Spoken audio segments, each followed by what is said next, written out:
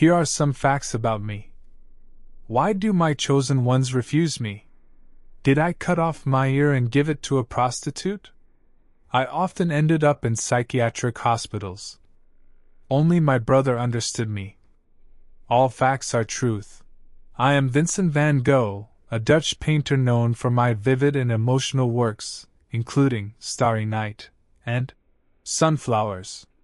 Despite facing mental health struggles and living in poverty, my art has since become highly influential, and I am now regarded as one of the most important figures in the history of Western art.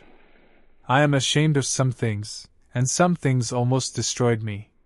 However, it is an integral part of my life. It proves that famous people have the same problems and life challenges as everyone else. Now all about it in more detail. Section 1. Why do my chosen ones refuse me? Love, one of the many things I sought in life but could never seem to hold on to. My relationships, much like my paintings, were chaotic, intense, and often misunderstood. I yearned for connection, for a partner who might bring warmth to my cold and lonely world. But love, for me, was elusive. My failures in romance are as much a part of my story as my art, though they are far less celebrated.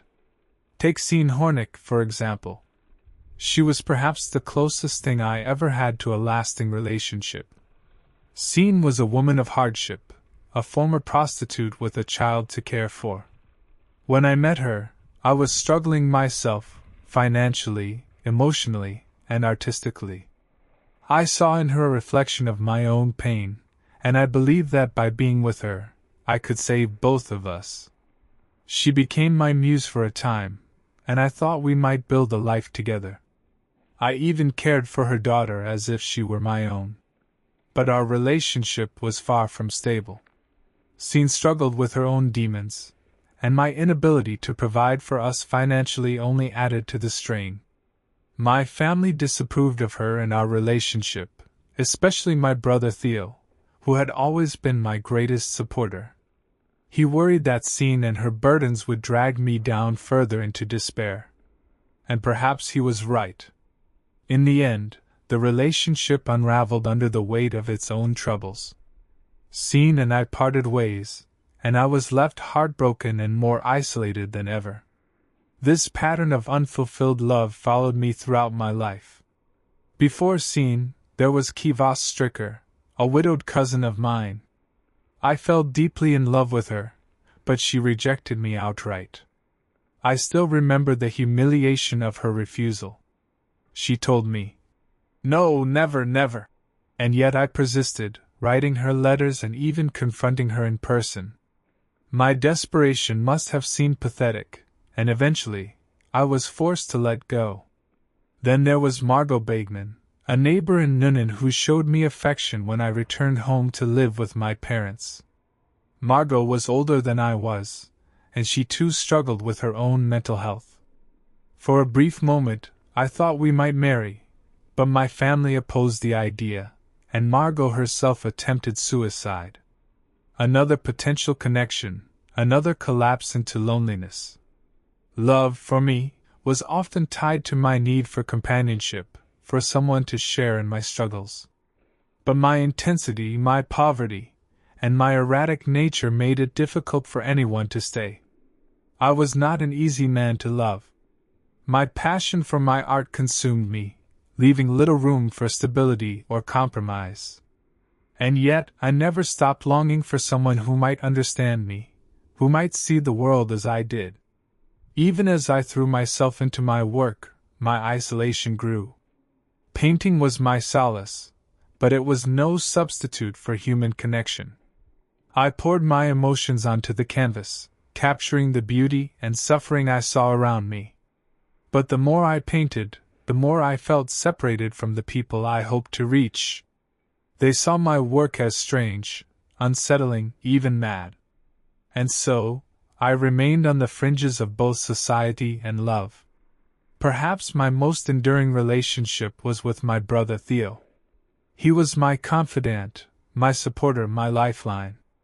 It was Theo who believed in me when no one else did, who provided the financial and emotional support that kept me going.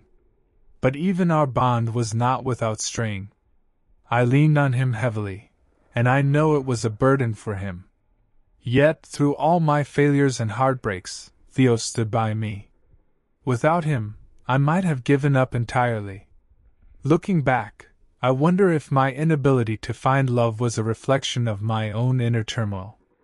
I was a man of extremes, living in a world of vivid colors and stark contrasts. My art was an extension of my soul, raw and unfiltered, and perhaps that intensity was too much for anyone to bear in close proximity.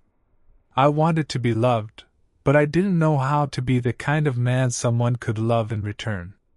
Even now, as I reflect on my life, I see how my longing for love and my dedication to art were intertwined. I sought beauty and meaning in both, but I often ended up with only heartache.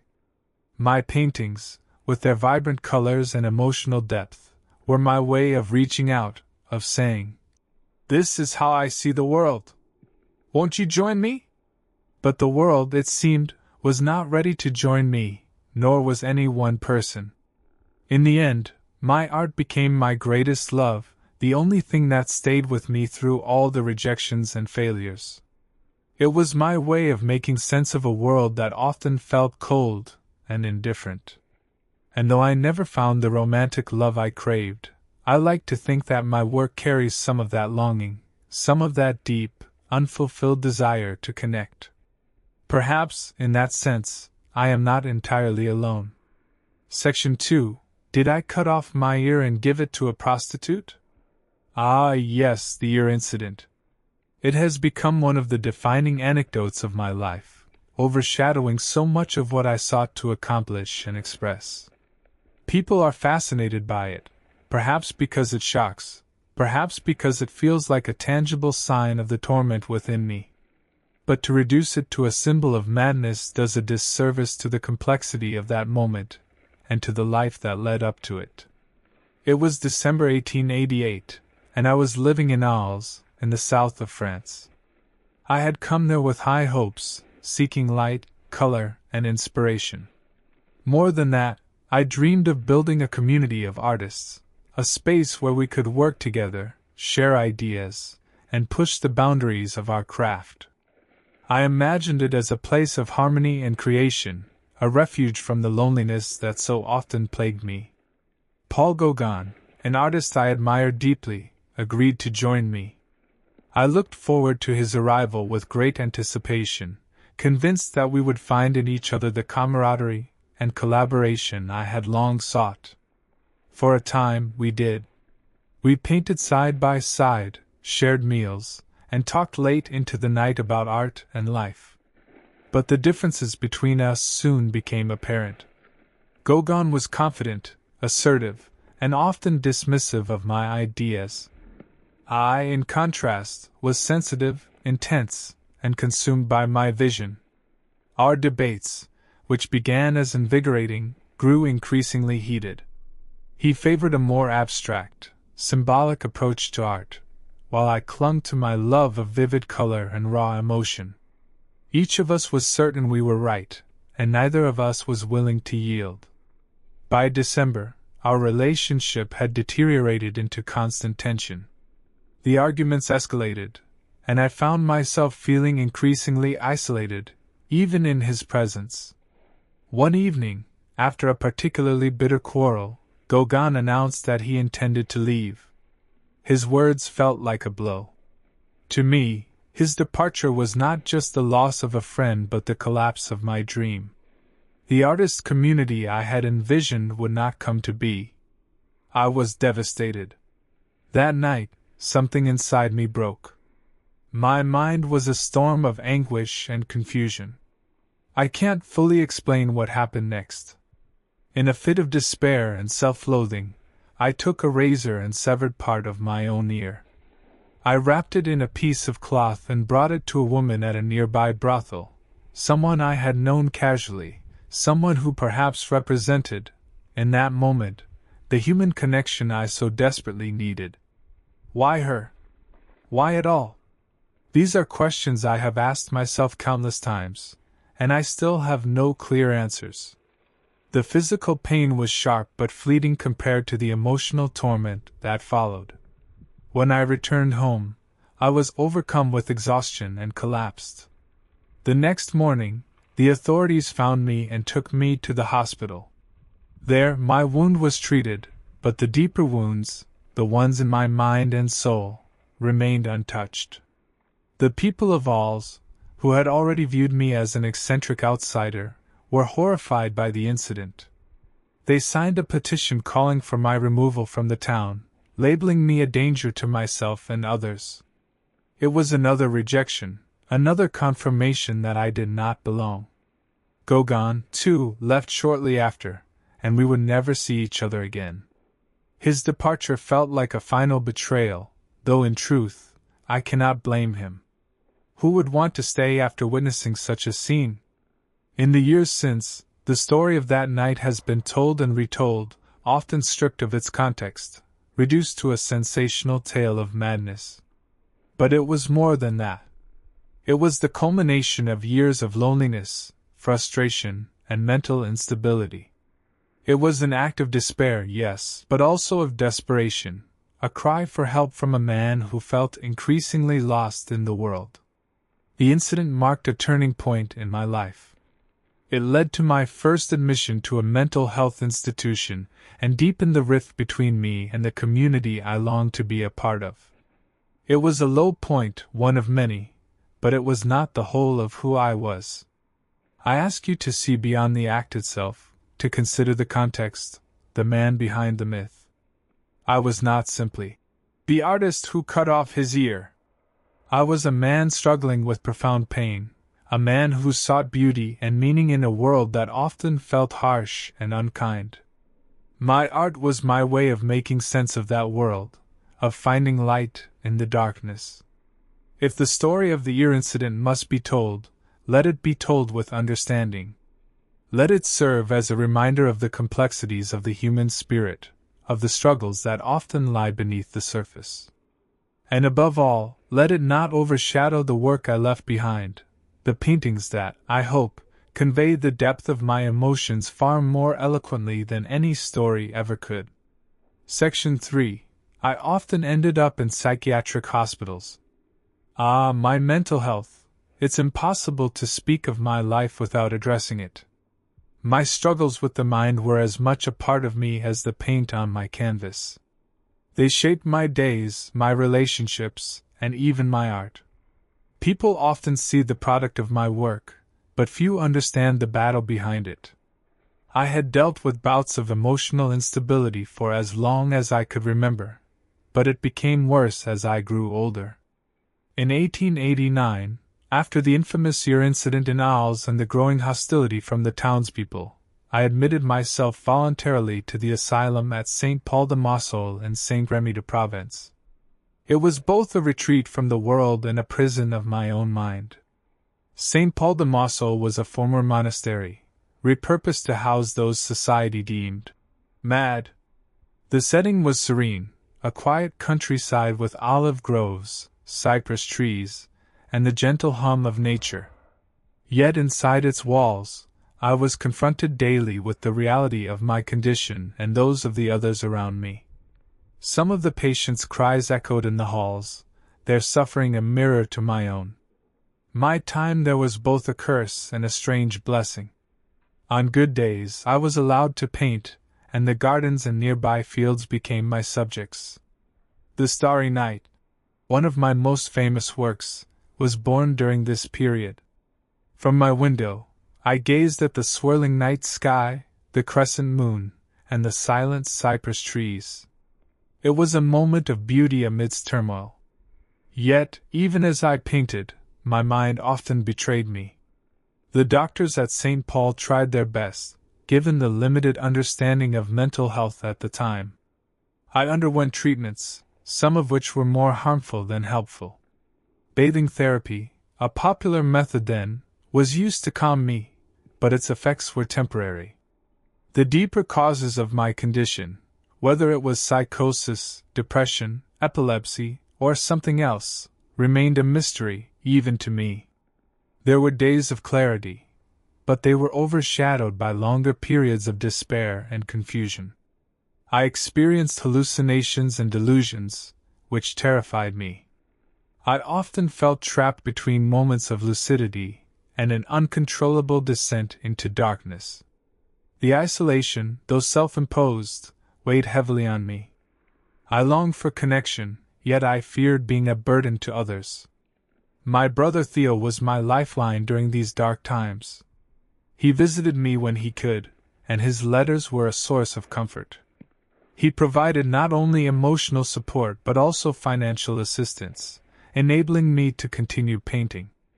I poured my soul into my letters to him, describing my struggles, my art, and my unending hope to find peace. Despite the challenges, I managed to produce some of my most remarkable work during my time at St. Paul. Irises, Wheatfield with cypresses, and The Bedroom are all from this period. My art became my way of coping, of making sense of the world when my mind could not. Yet, each brushstroke also carried the weight of my suffering. After nearly a year at the asylum, I left in 1890, hoping that a change of scenery might improve my condition. I moved to Auvers-sur-Oise, where I sought the care of Dr. Paul Bichet, a physician who was also an art enthusiast. But even there, the shadows of my mind followed me. My struggles with mental health were not just personal. They reflected the broader ignorance of the time about such conditions. I was seen by many as mad, a label that stripped away my humanity and reduced my suffering to a spectacle. Even now, people speak of my art and my madness, as if they are inseparable, as if one justified the other. But I did not create because of my illness, I created in spite of it. Looking back, my time at St. Paul was a paradox. It was a place of safety and restriction, healing and despair. It gave me the space to create but also reminded me daily of the fragility of my mind. It is a part of my story, just as my art is. Together, they tell a tale of a man searching for meaning, for connection, for light in the darkness. Section 4. Only my brother understood me. My brother Theo. He was my constant, my greatest supporter, and at times, my greatest source of guilt. Our relationship was the backbone of my life, yet it was not without its strains. Theo believed in me when few others did. He saw the potential in my art when the world dismissed it as madness or mediocrity. But I also know that my struggles weighed heavily on him. From the very beginning, Theo and I shared a bond unlike any other in my life. He was not just my brother but also my confidant, my patron, and my emotional anchor. Through his letters, he offered me encouragement and advice, and in return, I poured my heart out to him, sharing my thoughts, fears, and hopes. But those letters, hundreds of them, also reveal a complicated dynamic. I was entirely dependent on Theo, not only emotionally but also financially. My attempts at other careers, whether as an art dealer, teacher, or preacher, ended in failure. I could not fit into the molds that society expected of me, and this left me with no means to support myself. Theo took on the burden of providing for me, sending me money regularly so that I could continue to paint. It was not an easy task for him. He had his own life to manage, his own career to build, and later, a family to care for. Yet he gave selflessly, even when it strained him. I often worried about the toll I took on Theo. I knew that my dependency caused him stress, especially when my mental health declined. He would write to me, urging me to take better care of myself, to seek treatment, or to find stability. But my nature was restless, and my mind often too chaotic to heed his advice. I could sense his frustration in some of his letters, even if he rarely expressed it outright. There were moments when I feared that I was a burden too heavy for him to bear. He had his own struggles, his health was fragile, and his work as an art dealer was demanding. Yet he never abandoned me. Even during my darkest days, when I was hospitalized in St. Paul de Marceau, Theo remained my advocate. He visited when he could, wrote to me frequently, and continued to provide the materials I needed to paint. His belief in me never wavered, even when I doubted myself. Our relationship was not without tension. I was acutely aware of the sacrifices Theo made for me, and this awareness sometimes turned into feelings of guilt and inadequacy. I wanted to succeed, not just for myself but for him, to prove that his support was not in vain. When my paintings failed to sell, when critics dismissed my work, I felt that I was letting him down. That guilt often deepened my feelings of isolation and despair. Theo's unwavering support came at a cost to him as well. I could see it in the way he struggled with his own responsibilities, the way he balanced his work, his marriage, and his commitment to me. His wife, Johanna, must have felt the weight of our relationship too.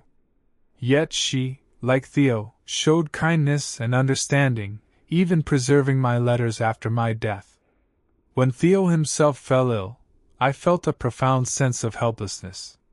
He had given so much to me, and I could do so little for him in return. His death, just 6 months after mine, felt like the final chapter of a story intertwined with love, sacrifice, and sorrow. Our relationship was complex, a mixture of deep affection and unavoidable strain. Theo's faith in me was the foundation of my life, yet I know I tested that faith many times. He was my greatest ally, my most devoted supporter, and perhaps the only person who truly understood me. Without Theo, there would have been no Vincent van Gogh, as the world knows me today. My art, my legacy, they are as much his as they are mine.